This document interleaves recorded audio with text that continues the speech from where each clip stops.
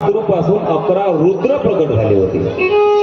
भगवान शिवजी रडले, त्यांच्या अश्रूपासून रुद्र प्रकट झाले. शिवजी रडत आहे म्हणून ते रुद्र सुद्धा डोळ्यातून रडत रडत निघाले, म्हणून त्यांचं नाव रुद्र पडलं.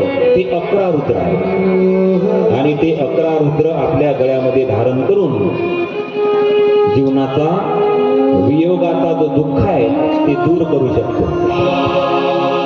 म्हणून ज्यांच्याही जीवनामध्ये कधी वियोग आला, पत्नी निघून गेली बा अर्ध्यावर, किंवा पत्नीच्या जीवनामध्ये पती निघून गेले अर्ध्यावर, असं जेव्हा आपल्या आयुष्यामध्ये घडते,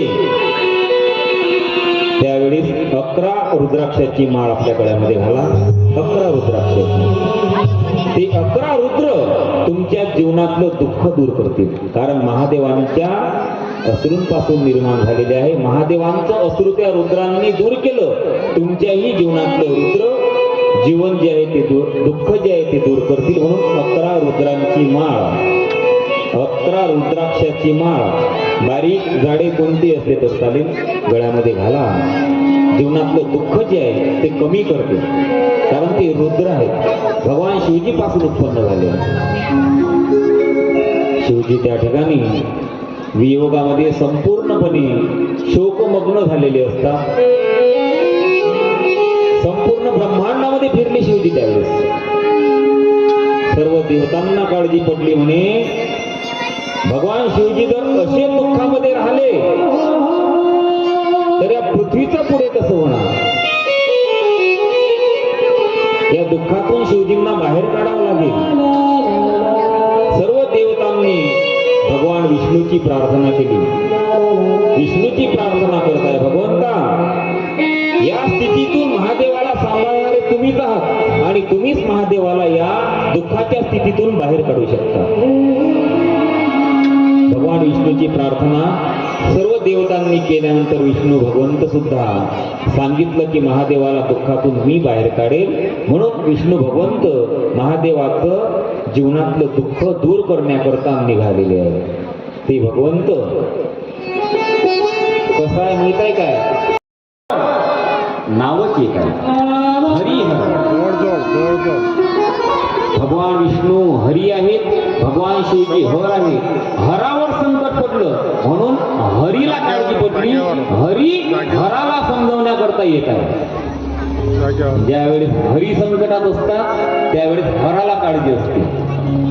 भगवान श्रीकृष्ण परमात्म्याला ज्यावेळेस मारण्याकरता पुतना आली होती, त्यावेळेस पुतनेच्या स्तनातलं विष महादेवानं ओढलं होतं, भगवान विष्णूला नाही ओढलं. कारण हरीवर संकट होतं आणि हरीवरचं संकट हरानं दूर केलं. आता हरावर संकट आहे म्हणून हरीला दूर करायचं आहे. म्हणून हरी भगवान शिवजींच्या जवळ त्यांना दुःखातून बाहेर करण्याकरता येत आहे. लक्षात घ्या, भगवान शिवजी आणि भगवान विष्णू दोन्हीही या पृथ्वीवरती आपल्याला निर्माण करणारे, आपला संहार करणारे, आपल्याला सांभाळणारे, ब्रह्मा विष्णू महेशी 3 देवतेंच्या सानिध्यामध्ये आपण राहिलो आहोत आणि 3ही देव आपल्या परीने हे कार्य करतात. म्हणून भगवान विष्णूजी भगवान शिवजींना सांगत आहे, शिवजी या दुःखातून तुम्ही बाहेर निघा. या जगताला आपली गरज आहे. कारण जगत, तुम्ही जर दुःखात राहिले तर या जगताचा सांभाळ कोण करेल, या जगताला कोण धीर देईल. या जगताला धीर द्यायचा आहे ना, तुम्हाला सांभाळावं लागेल. शिवजी तुम्ही बाहेर या, या दुःखातून बाहेर या. सती निघून गेलेली आहे. सतीच्या देहाचा कोळसा झाला आणि तो कोळसा हातावर घेऊन तुम्ही या ठिकाणी ब्रह्मांडामध्ये फिरत आहात. आपल्याला दुःख सहन करण्याची ताकद आहे, कारण आपण सृष्टीचे संहारक आहोत. ज्यावेळेस आपण सृष्टीचा संहार करतो त्यावेळेस आपणच बनवलेली सृष्टी आपण संहार करतो, म्हणून आपल्याला किती दुःख होते. मग आताही ते दुःख झेलावं लागेल. शिवजींना भगवान विष्णूजी समजावत आहे, पण शिवजी दुःखामध्ये विलीन झाले आहे. त्यामुळे भगवान विष्णूंना त्या ठिकाणी कोणताही इलाज दिसत नाही. शिवजींना या स्थितीतून बाहेर काढायचं आहे. म्हणून भगवान विष्णू आपल्या सुदर्शनाला आज्ञा देतात, सुदर्शना शिवजींच्या हातावर जे सती मातेचा देह आहे त्या देहाला त्या ठिकाणी नाहीस कर आणि शिवजींना दुःखातून मोकळं कर म्हणून सुदर्शनाला आज्ञा देतात. हातातून सुदर्शन निघते आणि सुदर्शन निघून सती मातेच्या देहावर जाऊन आदळते जोरात.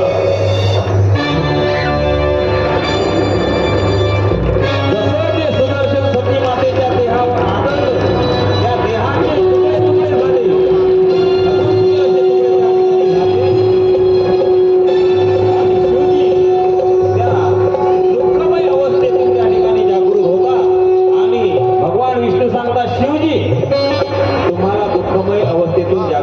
करता याच्यापेक्षा मोठा इलाज नव्हता म्हणून सुदर्शनाला त्या ठिकाणी तुमच्या सतीच्या देहाचे तुकडे करण्याकरता मला पाठवावं लागलं. भगवान विष्णू आणि भगवान शिवाचं मिलन आहे. ते मिलन म्हणजे हरिहराची भेट आहे. ते आहे भगवान हरी आणि भगवान शिव म्हणजे भगवान हर. ते आहे हरिहराची भेट आणि ती भेट आपण कार्तिक महिन्यामध्ये करत असतो. सर्वांना माहिती आहे भगवान विष्णूंचं आणि भगवान शिवजींचं स्वरूप या ठिकाणी सादर झालं. प्रसंग कसा होता तो उद्याच्या कथेमध्ये आपण पाहणार आहोत. आता प्रसंग थोडक्यात घ्यावा लागला, तुम्हाला दाखवावं लागलं की जीवनामध्ये असा प्रसंग आल्यानंतर सुद्धा भगवान विष्णू आणि भगवान महादेव एकमेकांना सहकार्य करतात. तर आपल्याही मानवाचं एक कार्य आहे की कोणाच्याही जीवनामध्ये जर दुःख असेल तर आपणही त्यांना दुःखातून सावरण्याकरता सहकार्य केलं पाहिजे. जसं देव एकमेकांना सांभाळतात आपणही एकमेकांना सांभाळत चला. कोणतं चांगलं कार्य असेल तर त्यामध्ये सहकार्य करा आणि सहकार्य करून ते कार्य वाढवा. एखाद्याच्या जीवनामध्ये दुःख असेल तर त्यांना कार्य करा, त्या कार्यातून त्यांचं दुःख दूर करा आणि जीवनाचा उद्धार करून घ्या. हेच कार्य श्रीमद भागवत कथा, श्री रामकथा आणि श्री शिव महापुराण कथा हेच आपल्याला शिकवत असते. या शिकवणीतूनच आपल्याला घडायचं आहे, जीवनाचा उद्धार करायचा आहे. उद्याचं सत्र दुपारी 2 वाजता सुरुवात होईल. उद्याला सुद्धा भगवान भोलेनाथाचं लग्न आहे म्हणून उद्या लग्नाचा उत्सव साजरा करायचा आहे. आयोजक मंडळी जर समजा जमलं तर सर्वांनी फेटे वगैरे घालायचे आहे. खास करून तरुण मंडळ तुम्ही फेटे वगैरे घालून तयार राहा. उद्या महादेवाचं लग्न आहे असं समजायचं. महादेवाचं लग्न आपल्याच गावाचं लग्न आहे. जसं मित्राचं लग्न असते त्यानुसार आपल्याला ते लग्न पार पाडायचं आहे. महादेव माता पार्वती दोघांचा विवाह, जसा विवाह आपण पृथ्वीतलावर पाडतो तशा प्रकारे विवाह आपल्याला पाळायचा आहे. म्हणून जमलं तर बँड सांगा, बँडवाले वाजवतील. फटाके भेटले तर फटाके आणा. सुंदर पूर्ण उत्सव विवाहाचा या ठिकाणी साजरा करायचा आहे आपल्याला. म्हणून विवाह उत्सव भगवान भोलेनाथाचं लग्न आहे आणि भगवान भोलेनाथाच्या लग्नात आपल्या सर्वांना यायचं आहे. सर्वांना माझ्यातर्फे आमंत्रण. मला सांगितलं भोले बाबांनी म्हणे सर्वांना सांगून द्या. म्हटलं ठीक आहे आमंत्रण देतो, फक्त जेवणाची गॅरंटी नाही देता. जेवणाची गॅरंटी नाही. जेवण आपापल्या घरी करता की दुसऱ्याच्या घरी जेवून राहा. लक्षात घ्या हे कार्य आहे आपल्या जीवनातलं. भोले बाबांचं कार्य आहे. सर्वांनी अक्षदा वगैरे सोबत आणावं द्या. तांदुळाचा अक्षदा बनवा. शक्यतोवर फुलांचा वर्षाव करायचा आहे. फुलांच्या पाकळ्या करून आणा. भोले बाबांच्या लग्नाकरता एक आंतरपाठ तयार करा. सर्वांनी फेटे घाला मस्त. एक बँड आणा मस्त तिथून वाजवत आणू आपण. आणि जमलं तर सर्वांनी ज्या रस्त्याने भोले बाबा येतील त्या रस्त्याने आपण 5-5 दिवे लावायचे. जमलं तर मंदिरालाही सुंदर दिव्यांनी सजून द्या. उद्या महिला मंडळी ज्या राहतील 5 वाजतापासून मंदिराला दिव्यांनी सजवा. दिवाळीसारखं हा रस्ता सुद्धा दिव्यांनी सजून टाका. मधात रांगोळ्या काढा. मधात फुलांच्या रांगोळ्या काढून भोले बाबाचं माता पार्वतीचं आपल्याला स्वागत करायचं आहे. उद्याचा उत्सव सर्वात आनंदाचा आहे. सर्वात आनंदामध्येच आपल्याला साजरा करायचा आहे. लग्न लावावं लागेल. सर्वांनी चिल्लर पैसे सोबत आणायचे आहेत. चिल्लर पैसे लावून भोले बाबाचं लग्न लावायचं आहे. लग्न उद्या लवकर लावू आपण, कारण वेळ नाही झाला पाहिजे जास्त. बाहेरगावची मंडळी आहे त्यांनाही जावं लागते. तुम्हालाही उशीर होते. हरिपाठाला यावं लागते. म्हणून जास्तीत जास्त 5च्या दरम्यान आपलं लग्न लागलं पाहिजे. म्हणून उद्या चहाचा सुद्धा फक्त एकच ब्रेक होईल. 2 ब्रेक घेऊ नका किंवा डबल चहा घेऊ नका. लागलं तर कथा झाल्यावर डबल चहा द्या. म्हणून उत्सव उद्या लग्नासारखा साजरा करायचा आहे. जेवढं उत्सव करता येईल तेवढं सर्व आयोजक मंडळींनी करा. आपल्या जीवनामध्ये महादेवाचं लग्न आपल्याला पाहायला मिळते. आपलं भाग्य आहे. आणि जेवढं मंदिर आपल्या दिव्यांनी सजवता येईल. तुम्हाला जिथं दिवे मांडायचे आहे तिथं तुमच्या परीनं 5-5 दिवे मांडायचे. आपल्याच घरचं तेल आणायचं, आपल्याच घरच्या पंत्या आणायच्या, आपल्याच घरच्या वाता, आणि जिथं आपल्याला वाटते त्या प्रकारे सजवायचं. तरुण मुली मंदिर सजवतील, महिला मंडळी फक्त दिवे घेऊन येतील. मधातलेही दिवे 2 रांगेमध्ये तरुण ज्या मुली आहेत त्या सजवतील. तुम्ही बसायचं, आपापल्या साड्या सांभाळायच्या, फक्त साड्या सांभाळवा, नाही तर माझ्या नावानं बोंबवतील आणि साडीचे पैसे माकडून घेतील. तुम्हाला माहिती त्यांचा स्वभाव कसा येतो. तसं जीवनामध्ये कार्य महादेवाचं आहे. म्हणून सर्वांनी उद्या महादेवाच्या लग्नाकरता यायचं आहे. महाउत्सव उद्या कामरगावमध्ये साजरा होईल आणि आपण सर्व मंडळी त्या आनंदामध्ये तल्लीन होऊन जाऊ. देवदी सेवा आजचं हे 4थं पुष्प भगवान भोलेनाथाच्या चरणी, कामरेश्वर भगवंताच्या चरणी अर्पण करून आजच्या सेवेला या ठिकाणी पूर्णविराम द्यायचा. 10 मिनिटांमध्ये आपण सेवा संपू. सर्वांनी उभे राहा. उद्याचा दिवस आनंदाचा आहे म्हणून उद्या जास्त नाचू. आजचा दिवस आपल्याला जास्त वेळ पडला कथेकरता म्हणून आज थोडंसं कमी होईल. म्हणून जास्तीत जास्त 10 मिनिटांमध्ये आपण सेवा संपू. सर्वांनी फ्रेश व्हा. सर्वांनी मुखावर हास्य आणा. भगवान भोलेनाथाचं नाव घ्या. थोडेसे